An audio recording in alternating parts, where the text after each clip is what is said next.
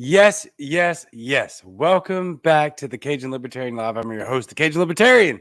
Glad to have each and every one of y'all with us. As always, you are very special and spectacular, and I cannot thank you enough for being here with so many shows all the time. It's just incredible. My mind is blown every single time I get on here. Thank you so much.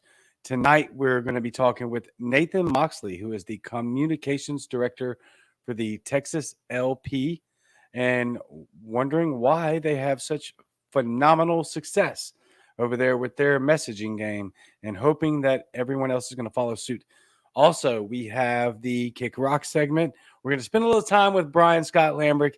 And yes, of course, we will absolutely get to the new segment of How Is That Racist? Next on the Cajun Libertarian Live.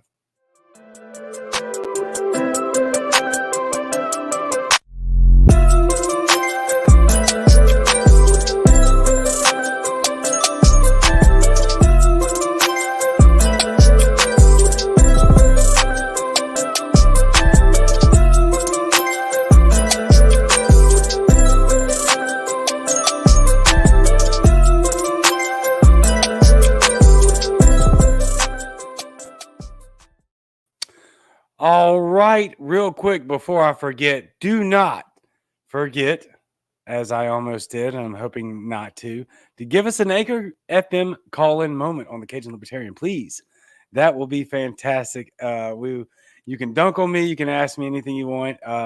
If you want to ask Brian a question or Nathan a question, please get those in immediately, because those are going to be very necessary in the next few minutes if you want to ask them specific questions, or if you just want to have a bunch of fun, then obviously, you can call in anytime tonight and I will get to them at some point tonight. But if you have specific questions for Nathan and what's going on with the Texas LP messaging, then please do that now. If you have questions for Brian Lambrecht, please do that now. All other things can wait as long as the episode is going and it will upload. I would very much appreciate if you call in with an Anchor FM call-in moment. That would be fantastic. You can donate to the show and help us all out, my entire team plus me, at PayPal, CajunLibertarian.com, or I'm sorry, PayPal, the Cajun Libertarian. We also have the website, CajunLibertarian.com. Let me show you real quick. We have some brand new merchandise. Yes, that is a real T-shirt, a picture of a real T-shirt, same Cajun time, same Cajun channel. We also have the Meet Them Where They're At, and what's the other one? A little Cajun spice makes Liberty real nice. I'm pretty sure that's it. Yeah, but there's the new slogan. Loving that very much. Can't wait to get my own. Got to buy my own, so I'm right there with you. So please buy some merchandise. Donate to the show. Also, my team is going to post in the comments. Oh, there it is already. That's very long. That's what she said. But if you click on it, it'll take you right to the GoFundMe for the family that Jason Lyons is representing, right? That's a huge deal. He's doing a big thing for them, and that family needs it very much so. That link will be posted, or I'm sorry, it will be pinned to the top. And so please, please, please donate and help us out. If you remember last week on Muddy Waters Media, my camera's going fuzzy. What is going on? If you remember last week, we did the spice, or I didn't do the spice challenge because I'm not dumb. Jason is. Nah, he's not dumb. That guy's brilliant. Even though my beard is better, he is brilliant, and he is helping out a family in need. Please help them out big time. Let's see what else we got here. You got the PayPal, you got the Stripe account you can find on Clubhouse, I guess. I have Stripes everywhere. But you can catch the podcast now on basically anywhere you can watch your podcast or listen to podcasts. Sorry.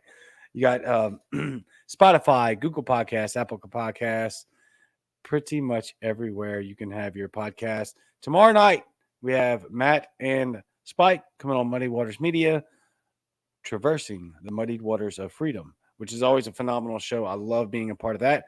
Also call into their Acre call-in moment. Then Thursday night, you've got, I'm not sure what's going on with Not a Real Libertarian in their schedule, so don't ask me, please. Chris has got a tough work schedule. I feel for them big time. And so we'll get that schedule locked in for them. But you also have the Writer's Block with Matt Wright.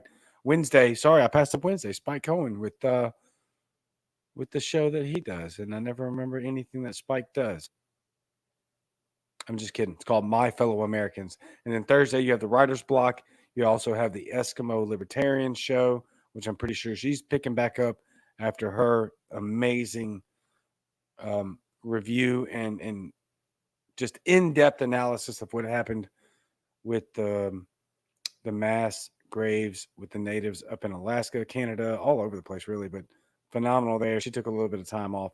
She's coming right back. And then we also have to our sponsors. Let's see.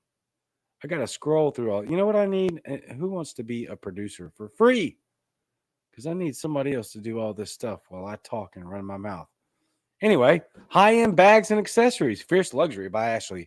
FierceLuxuryByAshley.com. Fierce Luxury is a high-end bag and accessories consignment store based online. They carry the hottest brands like Louis Vuitton, Chanel, Gucci, and Hermes.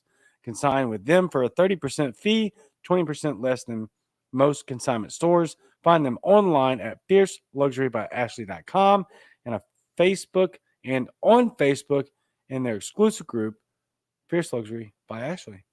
Ashley is my teammate, and please help her out and help yourself out by getting a nice bag or nice consignment opportunities. That's for sure. Real quick, Jason Lyon. This family in this situation has the backing of everyone on the Muddy Waters team. 100%. No questions. Absolutely. 100%.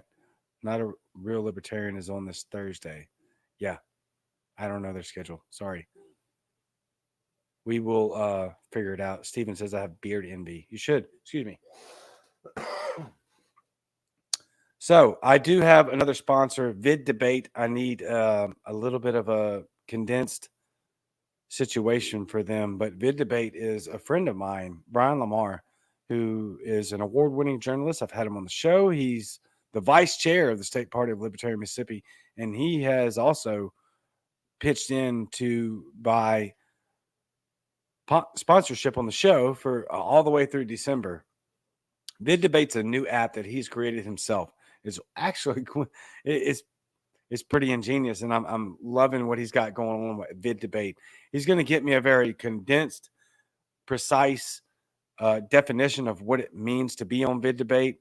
But what I know, yes, James, thank you, Brian Rocks. Absolutely. Dude's great. From what I know, it's going to be basically like you can put your question out there. We can all debate on it. Anybody can debate as long as you're not being completely out of control. Then you won't get booted. I think it's a video debate, and I will get more information on that as soon as he gets it to me. This is all in the groundworks, very much like this show here. If you're just now tuning in, look, I just started this thing in April, and here we are, broadcasting all over the world, quite honestly. I have people that chime in the comment section that are from all over the place. We did an analytics. I say we. I can take no credit for this. There's an analytics breakdown of who watches the show the most. And believe it or not, Texas is number one. Hooray, Texas. Yep, Nathan down there giving the high five. Texas is number one for the Cajun Libertarian Live. And then it gets off into a couple of other states. And believe it or not, international. I mean, it's crazy. Like the top 10 is, I think 3 or 4 of the top 10 are countries that are not ours, which is wild to me. Just absolutely wild to me. And this is all because of y'all. And so I thank you very much. Let me get out of this portion of it and get into what we have going on next. So what we have going on next is I wanted to bring on Nathan Moxley, who is the communications director for the Texas LP. And as y'all very well know, I've talked to Whitney Bilyeu twice now once as the Texas state chair of the Libertarian Party, and then again last night as the Texas state chair of the Libertarian Party, plus the chair of the Libertarian National Party. Now, what I like about what's going on in Texas and their messaging, their internet game, is why I brought Nathan on. Like I said just now, and hopefully I'm not sounding arrogant. I don't mean it to be. I promise you. I'm very stunned and floored that I have the audience that I do, especially in such a short period of time. It's crazy. But there's a lot of people that watch this show from all over the country, and like I said, all over the world. We've had some not so palatable messaging coming from places, kind of everywhere, here and there. It doesn't mean that we need to chastise them or anything like that. What I want to do by bringing Nathan on, and I'm getting to him here in about 10 seconds, is I want him to showcase to us what it is exactly that Texas does well so that the other states, including myself, I'm not a state, but, a representative of the party and messaging how we can be better and how we can be successful like Texas is. Because, look, go check the stats. If you want the facts, check the stats, check the math. They're there. Texas LP is killing it, and I want to know how we can all do that. With that being said, let's bring on Nathan. What's up, man? What's going on, Cajun? I gotta be honest too. I don't have the beard game you have, so I completely shaved today because I don't even want to try and compete with that. So you got me there. I'm clean shaven for tonight. Well, you look good, man. It's all everybody's got their own wheelhouse, right? Yeah, the beard game is not mine. So it ain't for everybody. I would shave my face if I didn't have it complete as well. I would not try to pull it off with an incomplete status. Luke says, my boy Moxley. Thank you, Luke. Thank you. Yeah. Real quick, Brad says, Noel, my guy, proud of what you've been able to accomplish us so far, brother. Came a long way from me and you debating on random posts. LOL. Facts. Brad is somebody who's not necessarily part of the Libertarian Party, but I've known him personally for longer than I've had this brand. Appreciate you being here, my friend. I hope you like what you hear. Nathan, can I call you Nate? Nathan, Nate works. Listen, my best friend, I'm not going to say, but my best friend, when I first met him, I told him my name is Nathan. To this day, it's been 10 years. He calls me Nate every single time. Nice. I've never corrected him. You know what? That's whatever, man. Nice. I'm good either way. I'll stick with Nathan then. So, Nathan, you are the communications director for the Texas Libertarian Party.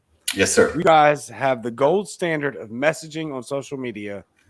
I have a graphic here, but before we get to the graphic, I want them to know a little bit about your background and who you are and what you've been able to, or the team you've been able to establish around you.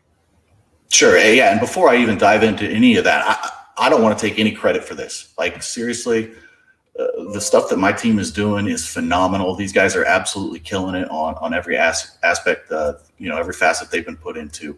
When you first reached out to me and asked me to come on the show, I'm like, me? Like, you want the guy behind the curtain? Like, I don't do it. I don't do any of this. Like, I put people in the right places and let them, I enable them. But, my background, I went to K-State in Manhattan, Kansas. I'm a veteran of the Air Force. I was actually part of the Space Force before it was the Space Force. I was part of the Space Command out in Aurora, Colorado. Small business owner for a long time. Sold my business a couple of years ago, and I'm focused on being a husband and raising my kids right now. I got 4 kids from the ages of 22 to 10, and so nice. That's my focus right now. But what I first when I first got into the Libertarian Party, I just really wanted to get involved in my local chapter, right? My local affiliate, my county. So I started going to meetings, and next thing I know, I'm running for office. Next thing I know, we've got an executive spot open on the Texas executive team and the state Libertarian Executive Committee. I run for that. I win that. And then Whitney and I developed a little bit of a relationship, and we had an opening for a communications director, and I was having a conversation with her, and I'm like, oh, I don't really do social media. That's not my thing. But if you need somebody with some leadership and that's organized and can put people in the right places, I guess I could do that. And she said, hey, let's go through the interview process. I went through the interview process, and here I am now as the communications director. Yeah, it's pretty wild how quick we tend to escalate into these positions, right? Yeah. But it's a little bit more wild or maybe I'm self-projecting here. I don't know. But to be the communications director for Texas Libertarian Party, I mean that's massive, and the results show. I guess I will go ahead and show it. I wasn't trying to get there quite yet, but you even mentioned it last night, though. You talk about imposter syndrome, right? Like I totally feel that. Like, so I'm like, I don't have like a communications background. My personal social media game, super weak. It's super weak. But I can find the right people who know, how to handle, whether it's Instagram or Twitter or Facebook. Like, I put the right people in the right places. Absolutely. But that is what is required in leadership, really. I mean, and I will take a little bit of pride, excuse me, in doing that very same thing. I believe that's been one of the biggest numerical values of my success, is having such a phenomenal team around me. And so that speaks to your leadership. That's a big deal. So let's look at this graphic real quick and see the success that you've had over just a very short amount of time. It was January that I came on, and you can see, specifically with Twitter. Instagram's a little bit of a misnomer because we were just a little bit misleading, I should say. We just really weren't utilizing Instagram at all before I came on.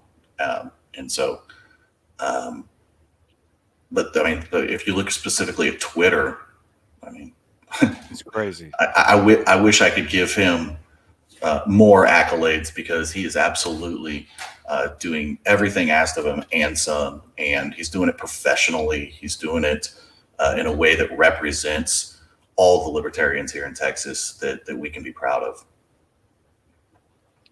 Who is that? Never mind. My bad. No, you're good. Look, your IG game has jumped tremendously. I'm looking at it. Your Facebook was already top notch. It's still growing. Twitter jumped astronomically. Year-to-date growth is incredible. Your year-to-date growth on Instagram is stupid. I mean, that's just incredible. That's what happens when you start using it. Yeah. I'm with you on that wholeheartedly. I actually just started using IG myself, and then it's doing better. We'll say like that. I don't expect that it has the YTD that you have there, because I don't have the following you guys have, but just the numbers are up there. And it's not, let me elaborate a little bit. I'm not just looking at the numbers here. I'm looking at the context behind the messaging. I'm looking at what's being put out on the forefront of your social media game. The numbers just reflect the messaging. And I want people to kind of copy you, I want people to follow your lead. And yes, I know you're going to give a ton of credit to your team, and I appreciate that very much, because I do the same thing. But at the same time, how you've gotten your team to pump out just absolutely solid messaging that's very attractive, very entertaining, but yet extraordinarily entertaining, but not controversial. So, yeah, I guess the place to start on that is talk about the structure, right? And it's a little bit hierarchical, like, in the way that everybody has a job to do. And I want everybody to stay in their lane, so to speak. But certain people excel at certain things. I wouldn't want my Instagram person running my Twitter game. That's right. That's just because they're two different animals. But just so that everybody understands the way that we've kind of got it structured here. um, the biggest component of where the staff works, and we're all volunteer staff. I want to point that out. There's 9 of us that work on the communications team. It's awesome. And we're all volunteer staff, and some of us putting in an hour or 2 a week. Some of us are, putting in 20, 25 plus hours a week doing this. And I have 5 moderators that moderate the group, the Facebook group that we have. I didn't have the statistics up there for that. I think we have, I wish I had that pulled up, 14,000 members, something like that, of our Facebook group. Those are people that are libertarians. They're not just libertarian interested. Yeah, Jesse, I'll get to that if I get the opportunity to plug that event. They're not just people that are, libertarian interested. They are libertarians. They live here in Texas. And they want to be a member of that group. We got about 14,000 of them. We have 5 moderators that make sure that those posts are on point, on message, that we're not saying, we don't have people posting some crazy stuff on there. The page is moderated by myself and one other person.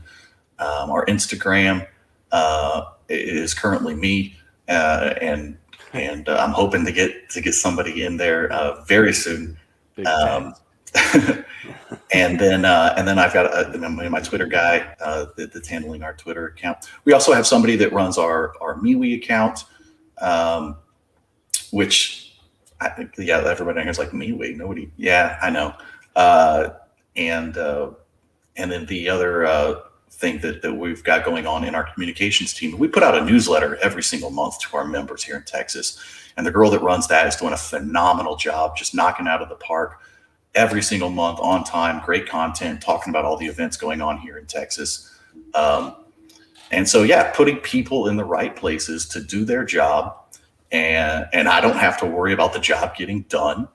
And once I've got those people in place, putting together a strategy. I started off with a strategy for the year. Hey, this week we're going to focus on this. This week we're going to focus on this. That week we're going to focus on such and such topic. Really talking about the LP Texas platform is a lot of what I focus on Facebook. Twitter is a different animal, though, because you got so many people from across the country and across the world, really. We can't, if I want to talk about property rights one week and then something crazy with taxes comes up, Twitter's off and running with that. They're gonna handle what's going on currently in current events. So while I do have a strategy, what I want to focus on from week to week, we're really flexible, and we have to be nimble and agile and able to adapt to what's trending, what's popular, what people are talking about, so that we can get our message out there. And as good as, I love the praise you're putting on us. I really, really appreciate that. But I got to be perfectly honest. We can do so much better, man. Like, I know those numbers lead in every category across the other state affiliates. And no offense, everybody across the country, but I don't just want to beat you. I want to dominate you. And we can do so much better. Our messaging can be so much better. We got so many other things we can do. I want to put together training videos. I want to start doing some more live streaming stuff. Like there's a lot of things that I've got like in here that I want to do. That we'll get there. We'll get there. And I just rambled. I'm sorry about that. No, don't be sorry. That's what we're looking for here. I'm looking for exactly what I'm gleaning exactly what you're dropping off here. And I hope everybody else is as well, because I struggle with Twitter and Instagram. Facebook is my following. That's where I've got 10,000 likes and 11,000 follows. And I'm trying to do the Twitter thing. I'm struggling. I try to keep up with the IG thing. I'm struggling. So to follow your lead here, I love what I'm picking up what you're dropping off big time. Every social media site has its own. It kind of needs its own supervision, right? Yeah. It's different from each platform to the next, and what you guys have been doing lately I know you're leading, and I know you want to dominate, And I want you to do that because I look to Texas for a lot of things. Probably shouldn't, but I do. And one of the things that I'm really hoping that everybody kind of falls in line with is how you package your messaging. It's not just good material, and it's definitely not clickbait. You have found like this perfect space to where you're pumping out fantastic content, and it just needs to be the content that it is. It doesn't have to be clickbait, and that's what I'm looking for everybody else to follow. Yeah, so right, it's a fine line between, you say clickbait or being, edgelord or something like there's a fine line. Like, I want to engage people, and I want a little controversy. I want people talking. That's what I want. I want people talking. I want people thinking. I want people engaging with the content. I put out some stuff just today that I kind of was like, but I got good feedback on it, and it was like, hey, whatever. And it's nothing that, is going to embarrass the party. It's nothing that's going to embarrass the state affiliate. Kind of like the first rule of journalism is never be the story, right? And right. When we're talking about a topic, I don't want our account or LP Texas to be the topic per se.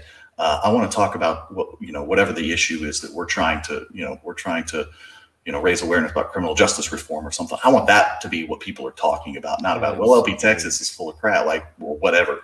I want to get engagement. I want to get reactions. I want to get people commenting and sharing. And that's a large reason why I think we've grown, is because we're putting stuff out there that it's not intentionally controversial for the purpose of being controversial. It's controversial because society has not necessarily thought this way about these topics the way that libertarians think about everyday issues. Big facts. So hopefully we can continue to do it this way, and when the bumps come in the road that we can just, move on past them, because they're coming. I get my email, my inbox. You get some awful stuff in there, but that's just part of the game. That's part of that. Yeah. You take your lumps and you move on, and you go you fight the next battle. No question. The victories are there. They're tangible for y'all. And so before we wrap up, there's two things that I want to address real quick. I didn't know this, so I'll let you pitch this. I'm going to put this comment up. But before you talk about this comment right here, there's something going on that you need to pitch. But before we get to that real quick, I'm going to leave that up.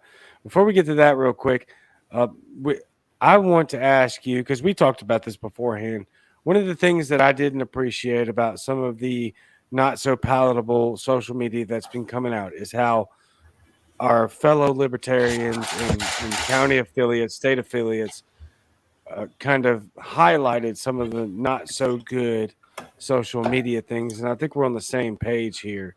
If you don't mind, could you talk about exactly what we said as far as we praise in public, criticize in private? Right. So, kind of a hard rule, and I don't, I'm not like a hard rules kind of guy, but this is one of them. I'm not going to ever embarrass another state affiliate in public. You can say some crazy off the wall stuff, but you're a teammate. The way I look at it, we're all in this liberty fight together, and say we're a basketball team. You throw the ball out of bounds or miss a dunk. Great analogy. I'm not going to embarrass you, man. Like that's not my job. I'm doing nothing to help the team by doing that. And so what I would encourage people to do is to build relationships with those people so you could build them up, and you could say, hey, maybe this is a better way to get that message across. We're never going to embarrass another state affiliate in public. And it may be obvious, it may not be obvious so far in the 6 months that I've been doing this. But you won't see that from us. You absolutely will not see that from us. We will praise you. We absolutely, right. Yeah. I mean, when other affiliates are hitting, 5,000, 10,000 followers and stuff like that, we're going to be the first ones cheering you on. But as far as, hey, when you miss a layup, let's move on. Let's go to the next one, man. So. Yep. And one of the things we talked about was not giving, or this is my personal opinion, it's not giving the squeaky wheel the grease, right? When we miss one of our people's, even if it was maybe, perhaps, I have no idea, ill-intended, if we miss the layup, we miss the dunk, then we don't need to give that squeaky wheel the grease. We address it behind the scenes, and we want them to do better, but then we move on. We don't give that negativity any public attention, and I think that's crucial. I think that we as a whole have messed up on that a little bit, or missed the mark on that a little bit here lately, and that's just highlighting. We're pushing the algorithm when we jump on people that are our own when they make a mistake or they do something stupid, and I'm just fully against that. I don't want to give that stuff any attention. We want to call it out, but we want to do that behind the scenes. Absolutely. And just what Jesse's talking about there. I'm also the vice chair of my county affiliate. Jesse Cowart is our chair for the county affiliate. And we have a really awesome Second Amendment constitutional carry event coming up this Sunday at Saddle River Range from 12 to 2 and this is something that I've kind of made a focus on in the leadership positions I've had, is really collaborating with other liberty-minded organizations. And so we've reached out to Gun Owners of America, the Texas affiliate, and Felicia Bull, the deputy chair for Gun Owners of America for Texas, is going to come out and be speaking to us, talking about the permitless carry bill that was passed here in Texas during the last legislative session. And we're going to be raffling off some free range time and stuff like that. Nice. So it's just a cool event being done by my local county chapter. No, I love that. That's freaking awesome. How can we promote that? I guarantee you, if we just mention, hey, Jesse, would you attach the link to the Facebook event in the comments? I guarantee you within 30 seconds or so, she'll have that up. I figured. That's what I said. So, yeah. I mean, our teams seem to run very similar. It doesn't take me but a second to be like, oh my God, hey, can we post that and pin it? And then boom, we've got it. And I love what you're doing in Texas, man. I appreciate you spending time with me. I told you before the show, I love your shirt. Thank you, man. Still love your shirt. I'm going to have to get me one of them shirts. Nathan, you are a fantastic leader from everything that I can see. And of course, you've got Whitney Bilyeu on your side. So that's kind of a big deal. Working, side by side with her has been nothing but a blessing for me. I've been able to learn from her leadership, and she was one of my first close friends coming into the party. We live fairly close to each other, and she's a fantastic person, a great leader, and Texas has been blessed to have her since last August. And the rest of the party should feel very honored that she was willing to step up and fill the void and do what she's doing, because I see great things in our future because of her. Yeah, and I'd be hard pressed to find anybody that's upset about Whitney being called into that position for however long that may be. But more importantly, for tonight, you are in the position that you're in, and for solid reason. And the numbers show. I'll put the graphic up there for about another 10 seconds. But I don't even know. There it is. And while that's up, if I could take another 5 seconds to explain why email distribution, those numbers aren't on there because we are in the process of revamping our CRM. The numbers aren't easy to come up with. And so, I will say that we're at about the 40,000 range right now, give or take. There's a lot of bad data in our current CRM that's being cleaned out slowly and surely. So that's why there's no email distribution numbers up there. No worries. Look, would I reach out to you like Saturday or this morning? or Saturday or yesterday. Yeah. So, look, that's just how it goes. I was just excited that you accepted the opportunity to come on here and kind of. I won't mince words about it. I'm sorry. I just won't. I want all of our state affiliates to follow Texas's lead. And if you've got a better social media game than Texas, let us know. Bring it. Come on. Let us know. But right now, Texas is number one, and I want us to model. This is a copycat league. I want to model the success of Texas and the construct that Nathan has put beneath him and around him. I should have said around. Sorry, we're libertarians, right? We don't like the word beneath. the construct, the team that he's put around him. And, dude, I can't thank you enough. And I look forward to having several conversations with you here in the near future as we grow. And you guys kind of just lead the path and give us the ideas of how we can all individually, state affiliates, county affiliates, LNC, doesn't matter, how we can all step up our social media game, because it's 2021. This is how we do things now, especially post-pandemic, during pandemic. That's not going to change. So thank you for what you're doing in Texas. You're trailblazing. You're a great leader. I've loved everything that you absolutely said, my man. Love your shirt. Again, I had to say it. Sorry. Thank you, Cajun. I appreciate the opportunity. It was great talking to you. Yeah, same. There's a lot of chemistry right from the very beginning, and I love the relationship already. And I know you're very busy, and just thank you for coming on and spending a few minutes with us, and hopefully we can look up to you and figure out across the board unanimously how to do the things that you're doing. I appreciate it. Thank you. Yeah, thank you, my friend. I'll talk to you soon. Yes, sir. All right, bye. Bye-bye. Well, Texas LP, follow them now. Most of y'all probably already are. But, okay, so, and Nathan's still at the bottom. So, Joseph Adams says, your social media game is outstanding. Yes, it is. That's why I had him on. Brian Lambrecht's down at the bottom.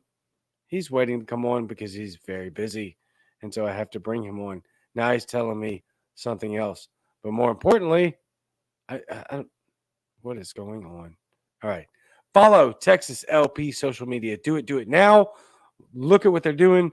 Do the studying and find out how we can be successful as individuals, as county affiliates, state affiliates, and national representations of, or national representatives, of the liberty movement. I want to say it like that because not everything has to be tied to the party.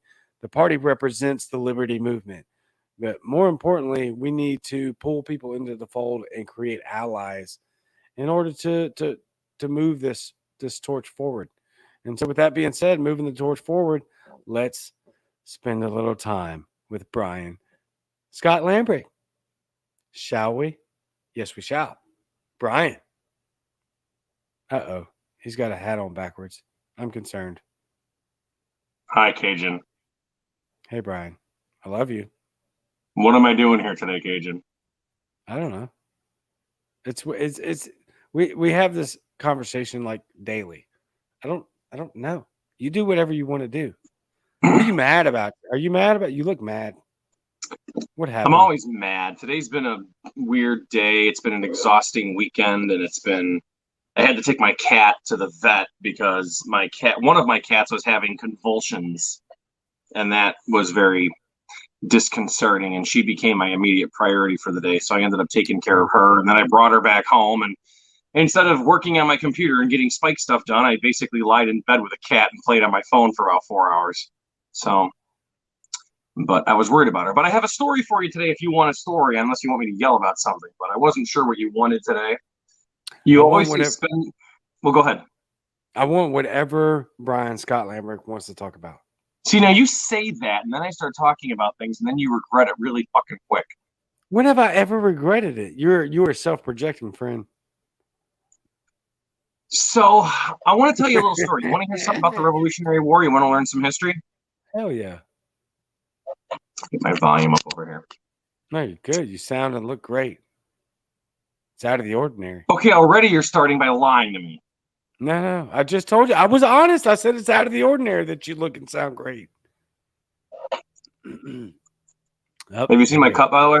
Yeah, Joe. It's a Yeti cup. I got it from the Jorgensen campaign. Yeah. Could not have done it without you. That's me. Facts. So I want to read a proverb. It's an old proverb. For want of a nail, the shoe was lost. For want of a shoe, the horse was lost. And for want of a horse, the rider was lost. For want of a rider, the battle was lost. And for want of a battle, the kingdom was lost. All for the want of a nail. Maybe you've heard people say things once in a while, like the want of a nail. It pops up in shows. Do you know what that means, for the want of a nail? For those of us that don't know, please explain. So the idea of that proverb is big things can happen, but when you look at these big giant constructs that happen in the world, sometimes you can break it down to the smallest thing. So the kingdom was lost because the battle didn't go well, but the battle didn't go well because we didn't take care of the riders, and the riders weren't taken care of with their horses. The horses weren't taken care of because they didn't have horseshoes on them, and the horse didn't stay on very well because we didn't spend the money to get the nails for the horseshoes. That's what the proverb means. It means that if you're not taking the small things seriously, why can you be trusted to take the big things seriously? And there's many different ways you can interpret it. This proverb has been told in different ways through different generations and in different groups throughout history. But I wanted to talk about it today in the sense of something that happened during the Revolutionary War. So if you could break down the American idea, everything that we have today in America, and like we can complain a whole list of things that are wrong in this country, but it's still the best country in the world, I think, to live in, one of the best countries in the world to live in. If you could break it down to like one moment where everything came together, where we could have had it, we couldn't have. We could have had America, the free country, we would still be under British rule. Where, what one moment would that be? Now, people can debate and they can say, well, it was this battle, it was that battle. It was when so-and-so published a letter, this person rode on a horse, that person, made a declaration or published something or gave a speech. And those are all good things. But there's something that came from Illinois that is a really good story that I like. Thanks. And I owe that story to a man named Don Parrish, who brought this name to light. Okay. And I want to tell you a story about somebody named Israel Warner. Now, perhaps you've heard the name of Seth Warner, Revolutionary War hero. Yes, no, maybe? Yes. Israel Warner was Seth Warner's son. And he is most famous for his role in the Battle of Bennington. Battle of Bennington was part of the Saratoga campaign during the Revolutionary War, and it took place on, I got the date here, August 16th, 1777, and it was near Bennington, Vermont, where it was named after. The battle was considered a turning point in the war because after it had happened, the rebels had won. And after it had happened, they managed to reduce the British Army down by about 1,000 troops. It changed the way people had looked at it, sort of like the Gettysburg of the Revolutionary War, right? Once Gettysburg happened, it was the first time Robert E. Lee had lost. It was the first time Robert E. Lee was technically an aggressor going into a northern state. It was the first time that the Union had started going on the offense and chasing them. It was just a big change in the Civil War. And this is the small battle of Bennington that was looked at that way in the Revolutionary War, because when it happened, the American population decided, well, maybe, this isn't the side we want to be on. Maybe we don't want to support the British. After they lost this battle, the Brits were out of a lot of supplies that they needed because we were able to snag them and take a lot of it from them, a lot of their animals, a lot of their provisions. Ultimately, it led to the defeat at Saratoga.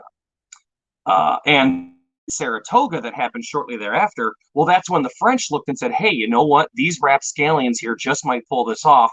We're going to jump in and help them, right? So you've got the Revolutionary, America fighting for its independence, and we desperately need that French assistance. The French come in because they see us win a big battle at Saratoga, but we couldn't have won Saratoga if it wasn't for the smaller battle at Bennington. But how did we win that battle at Bennington? Well, Seth Warner was in Vermont, and he saw where the British troops were at.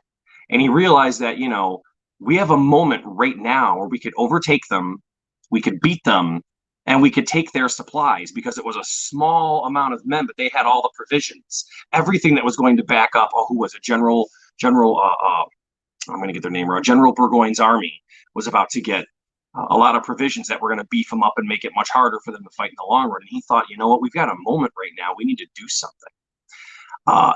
Israel Warner was his son, and he was 9 years old and had been brought into the war to join the Green Mountain Boys, which was the name of Seth Warner's little, division, or whatever you want to call it. Division's not the right word. These are men of dozens and maybe a couple hundred. But 9 years old, being in a war was not really that odd of a thing, back then. I mean, I'm sure if there were Democrats today that could recruit 9-year-olds to go off and fight battles for them so that they could, but then they'd be losing out on their tax base. I don't know. It seems like something our government just hasn't found out how to do yet. But back then, that was a thing where it's like, hey, we're going to give the gun and you're going to go out there and you're going to shoot that jerk that's coming on our property. So Seth Warner said, we need to get, we need to get some reinforcements here. And General Stafford, I want to say William Stafford, was several miles away. It was about a 3 or 4 hour horse ride. And he took his best horse that he had and he put his 9th son on it because he was the lightest and he would be the fastest. And he wrote down a message with the coordinates of where they are and what they need and said, I need you to bring this to General Stafford. Make sure he gets this message and then get back here and let us know he received it so we know how to proceed. And Israel Warner at 9 years old did this run all throughout the night, got there very late in the night, delivered the message, turned around, came right back on that same horse. And by doing that, Stafford was able to bring his troops up in there just enough to beef up what Seth Warner had, able to beat the Brits, steal the provisions they had, and use that and those weapons and those horses and all the food and everything to win the Battle of Saratoga, which in turn caused the French to join our side, which then led to us winning the Revolutionary War in the long run. So if you could take this whole revolution, everything we have in this country, and break it down to just one little moment in the war where anything could have gone one way or the other, I like to think of it as this 9-year-old kid on a late night horse ride, riding through the dark. All you've got is the moon. You've got the stars. There's no street lights. There's no highway. There's no toll bridge. I'm sure the Brits had a toll bridge, but there was none of that. Just this 9-year-old kid riding on a horse for 6, 7, 8, 9 hours throughout one night to get a message in order to make this thing happen. And I love that story. And Seth Warner was so important to this that General George Washington had never forgotten about it. And it was years later, 1784, 1785, after the war, that Seth Warner had passed away. And at this point, Israel Warner was probably in his teens, and he left his widow behind with, his several children. And George Washington, in September of 1789, had gotten wind that Seth Warner's family had gone broke, they'd gone poor, and they couldn't pay their mortgage, and they were going to lose their home, they were going to lose their land. And this bothered him so greatly that he personally went out to the property to talk to the widow. And this is written down in an interview that was given by Israel Warner's older brother, that General George Washington came out there and said, I heard this is what happened. I could not win the war without Seth Warner at my side, without him as part of this. Opened up his personal, change, took out about $900 in silver and gave it to her to pay off the debt, to pay off the mortgage, so the family could keep the home. And Israel was young. He was a teenager. He remembered this. And I think that says a lot when a general and president of the United States will go out to help pay off your debt because your father had died, had succumbed to injuries, and wasn't able to help take care of his family past that point. Israel himself, however, ended up moving west into Illinois, lived until he was 93 years old, and died and was buried in what is today Kane County. I want to say North Aurora is where this is. And a gentleman by the name of Don Parrish, who, lifelong member of the Libertarian Party, founder of my old chapter, the DuPage Libertarians, which predates national and Illinois. Always got to plug that. I'm very proud of my chapter. We're very I would be too. Let me see. It is at Big Woods Cemetery. It's in Kane County. He's a member of the Fox Valley chapter of the Sons of the American Revolution. And about 12, 13, 14 years ago, he found the gravestone of Israel Warner and his family. And it was a tiny little gravestone. He took pictures of all of it. He's like, you know what? This person who died at 93 years old here in Illinois, back in Vermont when he was 9 years old, might have been the linchpin that helped us secure winning the American Revolution and giving us this great experiment that we have today, that we call the United States of America. And he raised a bunch of money privately and was able to get him what he felt was a proper headstone worthy of that man. And you can go see it today in North Aurora at the Big Woods Cemetery. It's in Kane County. You can look it up online. You can find the address. You'll find a lot of information about Seth Warner online, but you don't find that much about his son, Israel Warner. You can look it up. You won't find much of it, and it'll probably take you back to Don Parrish's website and the information in the cemetery. But that's why I wanted to tell this story, because not a lot of people know about it, and I find it incredibly interesting. And I wanted to share it with your audience today because they'll probably never hear the story or read about it anywhere else. No, I think it's phenomenal. I know firsthand you are a huge Civil War guy, and your expertise in that subject field is wow. Well, that's Civil War. This is Revolutionary War. I'm not that good at the Revolutionary War. I get names confused. Civil War, I'll fight with you on. That's different. Yeah, I mean, I get it though. You're a big Civil War guy with your Joe Jorgensen Yeti 20 cup, which by extension, look, yep, couldn't do it without you, Joe. Look,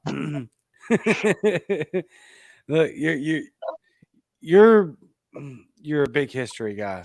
Let me say it like that. That's more important. You're a history buff, and these stories are absolutely phenomenal. That's it. They're phenomenal. If you want me to rage about something, you got to think of something quick, man. Oh, no, you're good. You're way over time. I figured I'm over time. I'm sorry. I don't mean to suck up so much time on your on the segment that you give me, but if you're gonna invite me on your show to talk about something, I want to make it something worthy. So that's why I wanted to share the story of Israel Warner today with anybody who's watching and cares and wants to listen. So I knew it was a factor when we started talking about doing this segment. I don't care. Everybody loves to hear what you have to say, and your segment just now proves why we all love what you have to say. I will ask you this question because that seems very funny to me. Claire Bell asks, ask him about Tennessee drivers.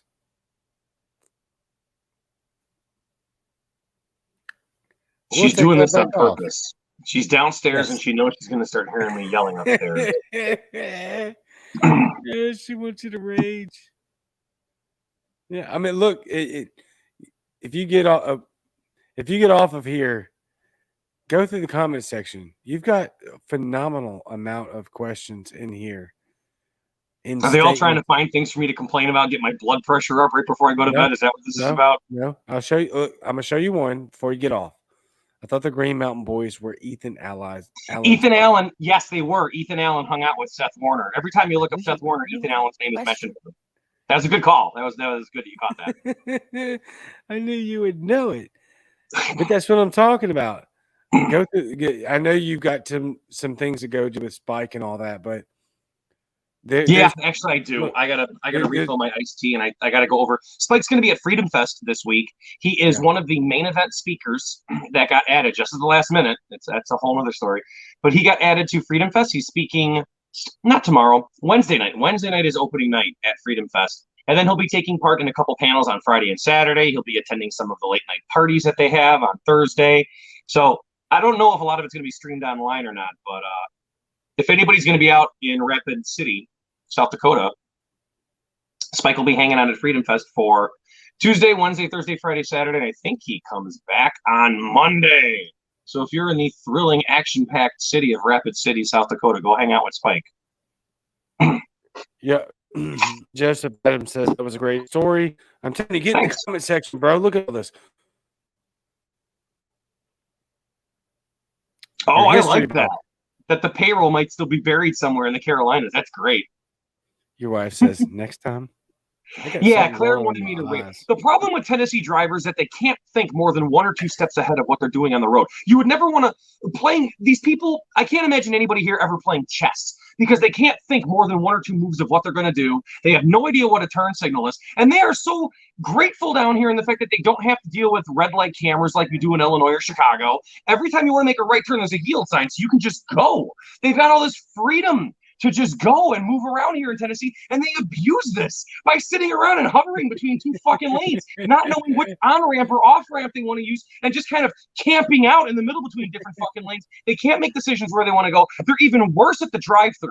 Like, I pull up, I already know what I want to eat when I get to a drive-thru, if I even eat at a drive-thru. Hey, I'm pulling up at Chick-fil-A, I'm pulling up at White Castle, I already know what I want when I get there. They pull up, and it's kind of like, oh, hey, welcome to White Castle. Hey, how are you doing? Oh, man, it's a beautiful night tonight. I love how the weather is. Yeah, I know, man. I can't wait to get off work tonight. It's going to be great up there. Yeah, you're going to have a great time out there, and the sun's just set. It's a beautiful, wonderful night. Yeah, man, so what's going on with you? Oh, just picking up the kids. We're going to get some dinner. And I can help you. Yeah, I'll have a number 6 meal.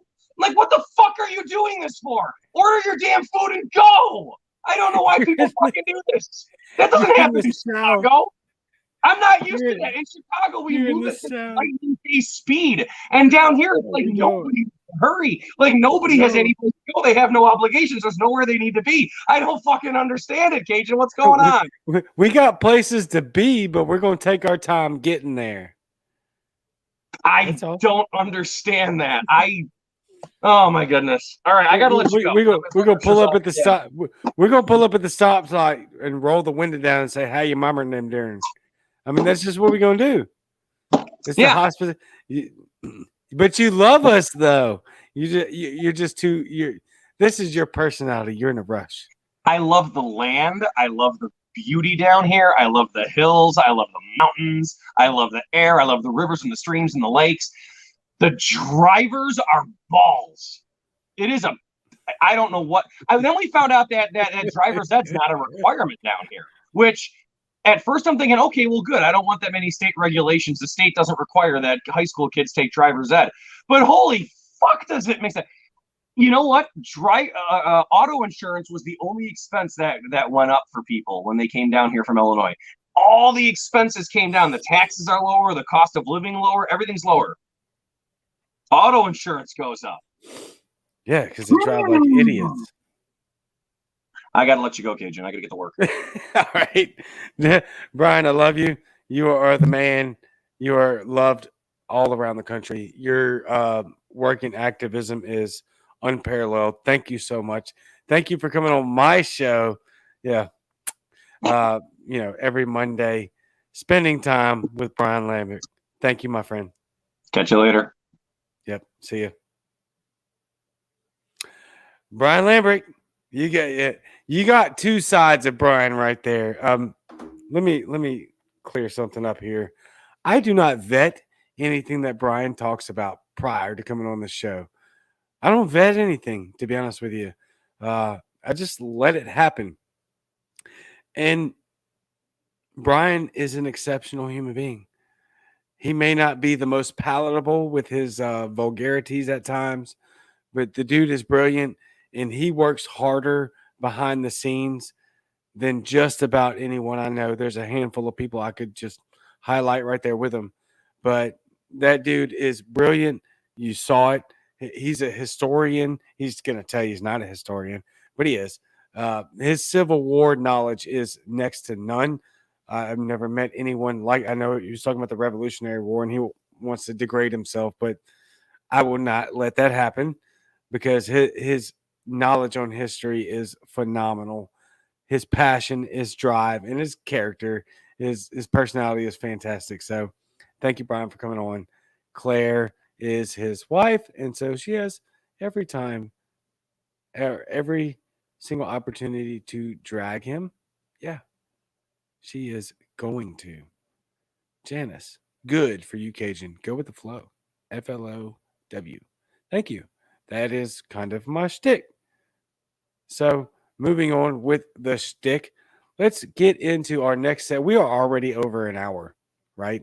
And there's still a lot of viewers, a lot of commenters. I just can't believe I'm even in this position. Claire, we love you. Thank you for putting up with Brian, and thank you for making him the man that you have.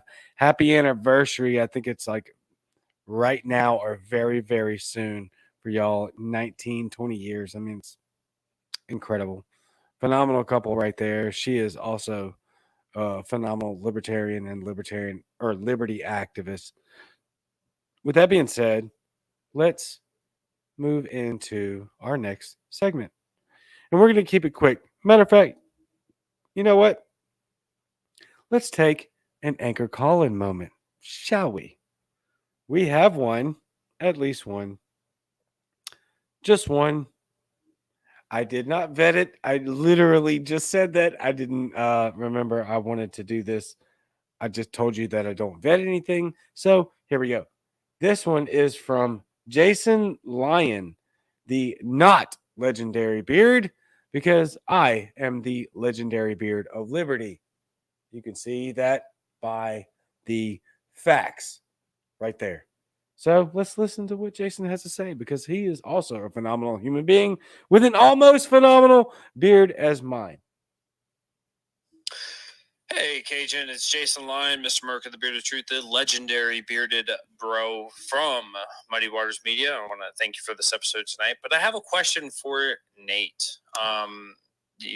As this episode has unfolded, you've kind of showed us that you are a great leader by knowing how to move pieces around, move people around, to utilize them to what they were passionate about. And clearly the metrics that have been put up have shown that you're very successful in what you're doing. And so my question for you is, as a leader, do you have any tips and tricks that we may learn from so that we can all become better leaders in our own lives? And I want to say thank you again for all that you're doing and for spreading the message of liberty and all that you've done. Thank you so much for the time, and thank you for the show tonight, Cajun. Big love. Appreciate y'all. Jason, you are the man. And look, I do have a Jason and I probably have a bit of a bromance going on. In my defense, I did text him as soon as I got that Anchor FM message and said, "Is this a question for Nathan? I need to know right now." So that's definitely your fault. That is not my fault. That's probably a little bit of my fault. That's all right. I will have Nathan answer that question. I feel like he did answer it, but Jason, I am sorry for not being able to get that answer to you while he was on the air. Oh, yes, that's what I'm talking about. Nathan Moxley is still there. I'm going to play that again, and Nathan can respond in the comment section. Now I have to find out where that went because I hate the internet, which is weird because almost everything I do is on the internet, but I don't know how to use it. I'm just being honest. I feel like I've been honest this whole time with y'all. I will not stop now. So now I have to figure out where in the hell that stuff comes from. There we go. Play it again. Hey, Cajun, it's Jason Lyon, Mr. Merc of the Bearded Truth, the legendary bearded bro from Muddy Waters Media. I want to thank you for this episode tonight, but I have a question for Nate. As this episode has unfolded, you've kind of showed us that you are a great leader by knowing how to move pieces around, move people around, to utilize them to what they were passionate about. And clearly the metrics that have been put up have shown that you're very successful in what you're doing. And so my question for you is, as a leader, do you have any tips and tricks that we may learn from so that we can all become better leaders in our own lives? And want to say thank you again for all that you're doing and for spreading the message of liberty and all that you've done. Thank you so much for the time, and thank you for the show tonight, Cajun. Big love. Appreciate y'all. I'm going to be honest with you. I was expecting Jason to dunk on me there. And so that's why I felt pretty bad that I didn't get to him in time. For Nathan, Nathan is still in the comment section. He says, I don't really think of myself as a leader, so thank you. My biggest tip would be listen more. I feel like there's a little bit more fleshing out needed there. But Nathan is on Clubhouse, and we will get him more active on Clubhouse because I talked to him before this and said, hey, Clubhouse. And he was like, yeah, I'm there. I just got to do better. So Nathan will do better on Clubhouse, and he will talk to us about how he is able to, for lack of a better term, herd the libertarian cats that are helping him run social media over there in Texas, which is the gold standard. I will not mince words about it. Texas Libertarian Party social media game is the gold standard. Get on board, please. I'm doing my best to get on board. Nathan is at the helm of that under the tutelage of, or under the direction of, I mean, basically he's doing, him and his team, but obviously Whitney Bilyeu is right there. Look, I'm going to leave the Anchor FM there for just a second, and then I'm going to switch it over to right now. I'm going to go to this one. So please get your Anchor call-in moments one more time, right back to it. Call in Anchor.fm. That being said, we're moving on very quickly because we are an hour and 10 minutes into this, and I did not expect these shows on Monday nights to go like this, but they are going like this, and they are going extraordinarily well. So we're going to keep on, but I'm going to be very short in my last few segments here. And so with that being said, I want to talk to y'all about an article that I read from the Washington Post. I can imagine you probably know where this is going, and you are correct. How is that racist? It's not, but we're going to get into it anyway. The title of the headline says, Perspective, Stop Calling Food Exotic. Now, I snatched a few paragraphs out of this article that were actually applicable. The rest of it is trash because that's what journalists do, right? Writers are very good at prefacing their article to get you emotionally engaged into the article and to make you feel a certain way. Reporters do the same thing. I hate the fact that I hear the email ding in my freaking ears while I'm trying to do this. I'm sorry. That's what they do. That's what media does. They get you to engage emotionally first. They get you to feel a certain way to steer your emotions and your brainwaves into a certain direction. Go back and read the article. Perspective, Stop Calling Food Exotic from the Washington Post. Washington Post will tell you everything, right? I mean, good God, that is a dumpster fire of a failure of anything that even resembles the any words close to journalism. They are far from it. That's a far cry from journalism. But we're going to have a little fun with it anyway because they are dumb and we like to poke fun at them. But I just do very much like to point out the fact that that's what this media does. They tug on heartstrings. They pull at emotions. They steer information in their wording and their writing a certain way so that when they finally get to whatever it is that they're trying to manipulate into their favor in your minds, you've already felt a certain way about them. And it makes that certain sentiment attach better to your brain and your heart because psychology, right? Perspective. Stop calling food exotic. So I've snatched a couple of quotes out of here. Let's read the first one, shall we? Yes, we shall. The first problem with the word is that probably within the past 2 decades, it has lost its essential meaning. I wonder why. The second, more crucial problem is that its use, particularly as applied to food, indirectly lengthens the metaphysical distance between the one group of humans and another, and in so doing, reinforces xenophobia and racism. That's an actual quote. I'm not even going to quote the author of it because I don't care who the author is. They're terrible. I'll read it again, but I'm going to chop it up real quick. Problem with the word is that the past 2 decades has lost essential meaning. Second, more crucial problem is that its use, particularly as applied to food, indirectly lengthens the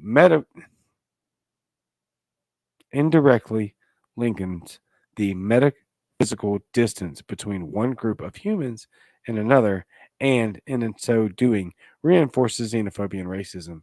I had to repeat that part because I had to digest it again for like the 12th time today. That is absolutely ridiculous. Please tell me you all understand. This is absolutely ridiculous. They're literally using mental gymnastics to tie the way you look at food from a foreign country. Has nothing to do with race.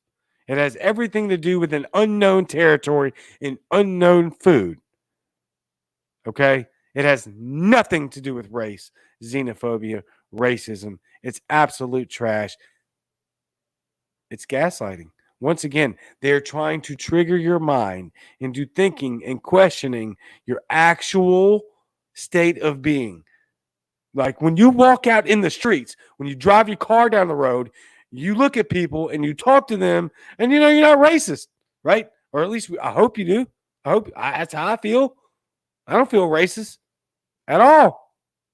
But this kind of trash tries to make you think that you are by the language that they use, by the rhetoric that they use. And the way that they lead up to it is absolute brainwashing. It's brainwashing. That's why they word things the way they do.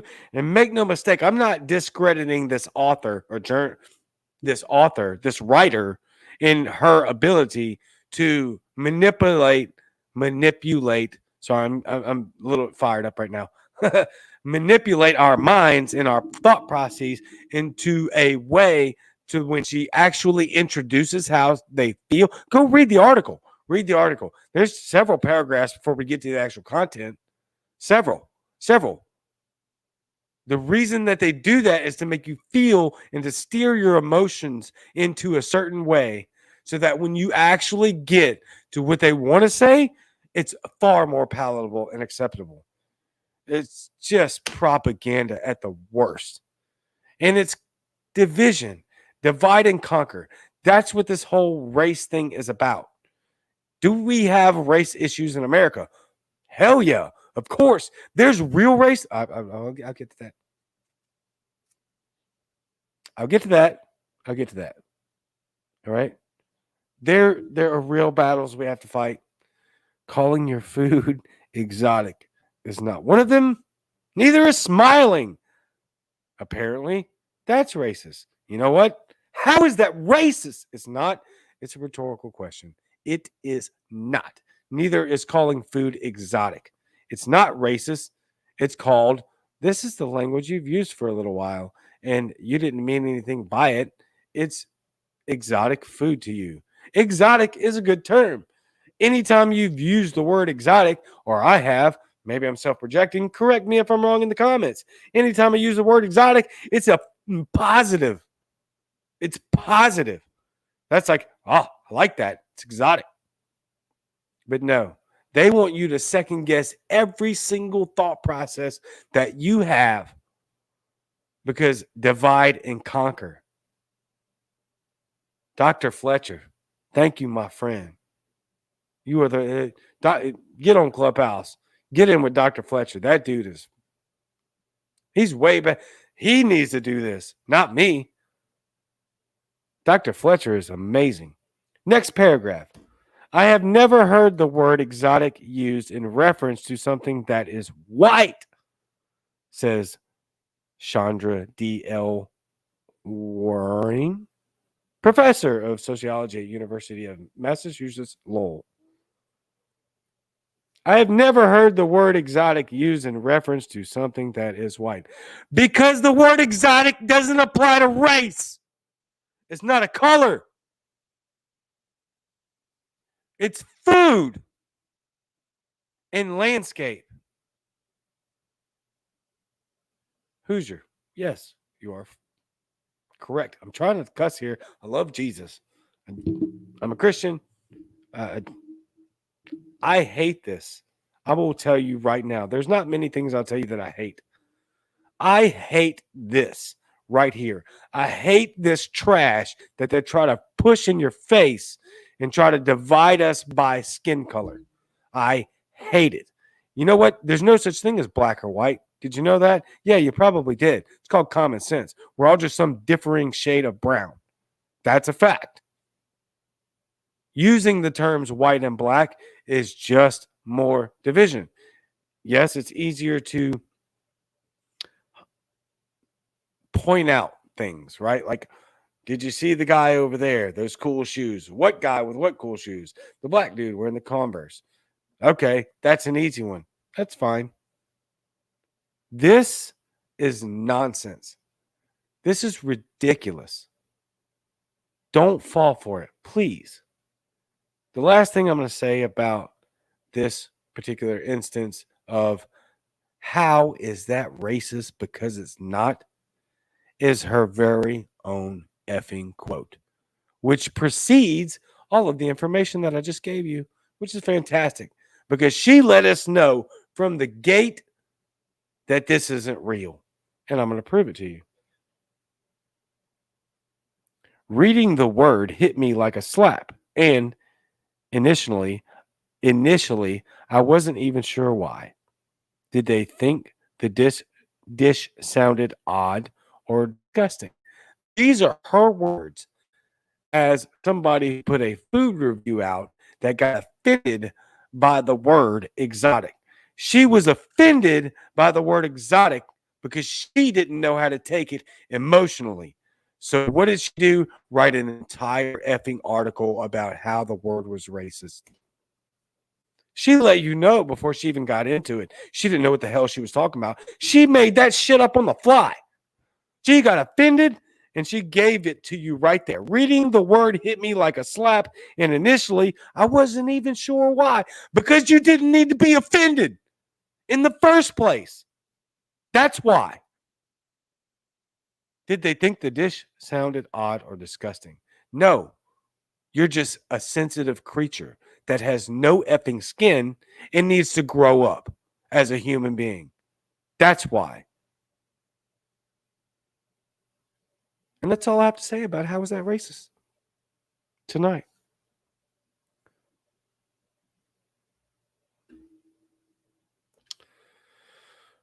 I went to Wingstop the other day. I'm at 1:20. I can't believe all of y'all are still here. This is phenomenal to me. Went to Wingstop several times. I love Wingstop. I love wings. I love buffalo tenders. Most of you know that from my tweets. Buffy tendies. I like wings. I like buffalo sauce. I go to Wingstop. Very post-pandemic in the state of Mississippi.